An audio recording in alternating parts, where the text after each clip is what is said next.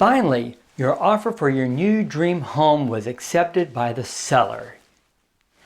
You're probably going to be anxious to move in, but before you get swept away up in the excitement, it's best to know exactly what you're buying. In this video, we're going to cover 8 home inspection mistakes you need to avoid to make your home buying experience as stress-free and surprise-free as possible. So, let's get started.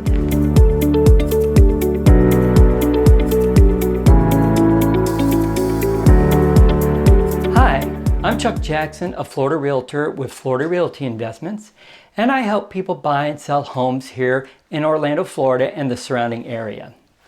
Now, before we get started, I want to encourage you to stay to the end of this video where I'll tell you how to get a free report on a major issue that both buyers and sellers are facing today: negotiating the home appraisal gap in today's home market. Okay, so let's get started. You get that call saying that your new home offer was accepted. The next step you'll probably want to make is to hire a home inspector. A home inspector will provide you with a professional, in-depth examination of the property's structures and systems. It's a worthwhile investment that can save you money in the long run, either by warning you away from a bad purchase or providing a list of deficiencies you can use to negotiate with the sellers. The inspector's report will also list minor repairs that, if made, will help you maintain your home over the long term. Additionally, a good inspector can often predict the standard life expectancy of your roof, HVAC, and other big-ticket items so you can start planning for their eventual replacement. However, many buyers make mistakes during the home inspection process that could cost them both time and money and lead to unnecessary stress.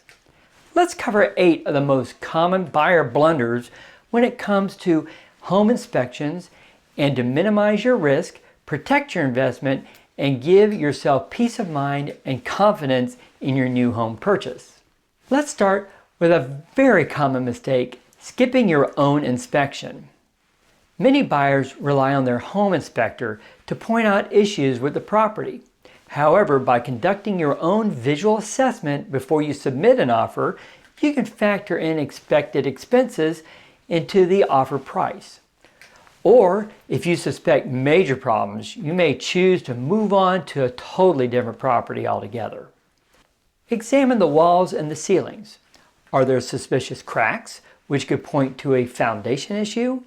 Any discoloration? Yellow spots can indicate water damage, while black spots are typically mold. If there's a basement, look for powdery white deposits along the wall and slab, which can result from water seepage. To assess the plumbing, start by turning on a bathroom sink or tub, then flush the toilet. See if there's a drop in water pressure or a gurgling sound coming up from the pipes. Peek underneath sinks to spot signs of leaks or drain pipes that go into the floor instead of the wall. Are the windows foggy or drafty?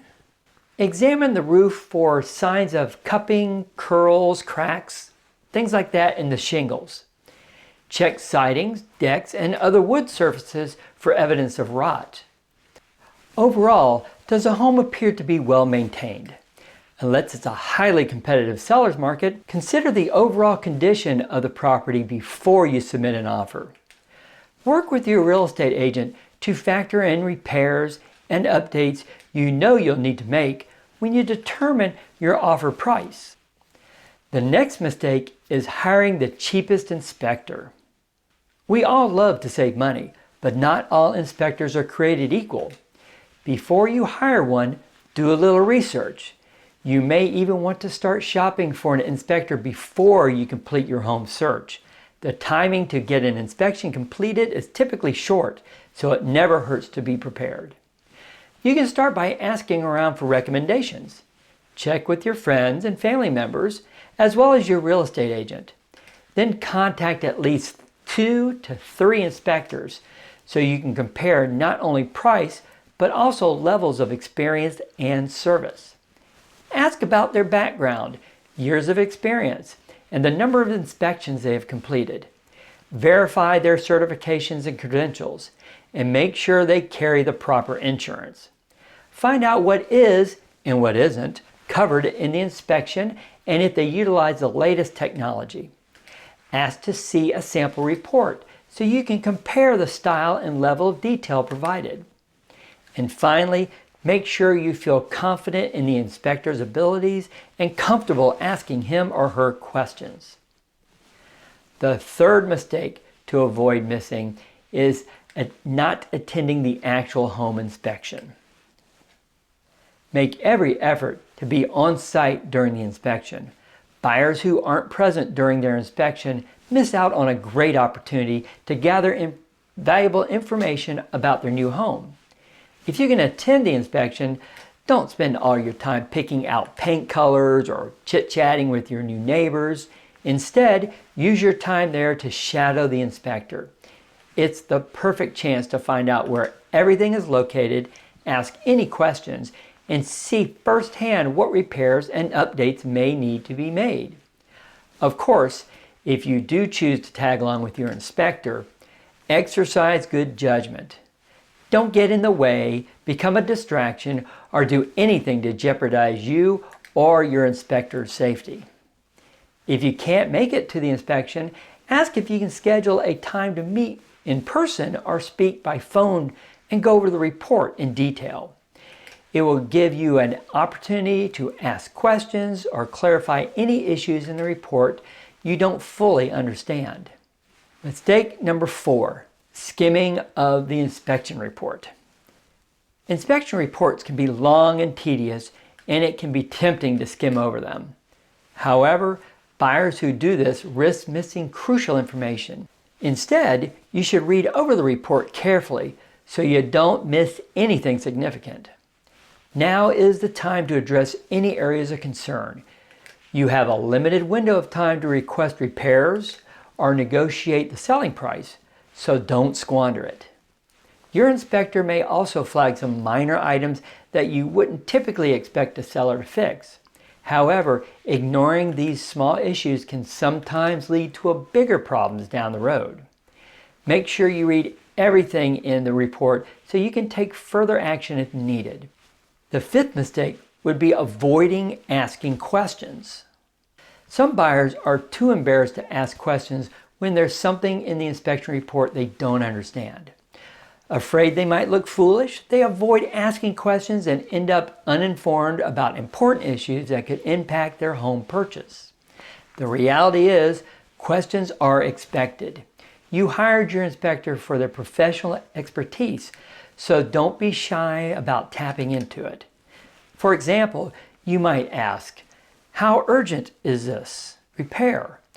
What else could happen if I don't fix it? Is this a simple issue I could fix by myself? Can you estimate how much it would cost to make this repair? Or, how much longer till I need to replace it? Don't bother asking your inspector if you should buy the property, because he or she won't be able to answer that question for you. Instead, use the information provided to make an informed decision. A skilled real estate agent can help you determine the best path.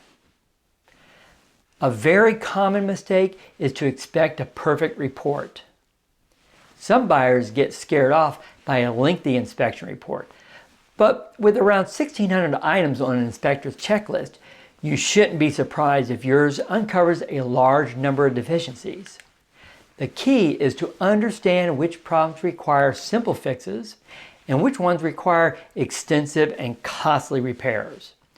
Your realtor can help you decide if and how to approach the sellers about making repairs or reducing their price. Whatever you do, try to focus on the major issues identified in the inspector's report. And don't expect the sellers to address every minor item on the list. They will be a lot more receptive if your requests are reasonable and not nitpicky. Now that you have the initial inspection report, don't make the next mistake, foregoing additional testing if needed. There are times when an agent or inspector will recommend bringing a specialist to evaluate a potential issue. For example, they may suggest testing for mold or consulting with a roofing expert. Some buyers get spooked by the possibility of a red flag and decide to jump ship. Or, in their haste to close or to save money, they choose to ignore the recommendations for additional testing altogether. Don't make these potentially costly mistakes. In some cases, the specialist will offer a free evaluation that takes minimum time to schedule and perform. And if not, the small investment could provide you with peace of mind or save you a fortune in future repairs. Now that you've had the inspection and negotiated any repairs, be sure not to get caught making the mistake number 8. Skipping inspection of those repairs.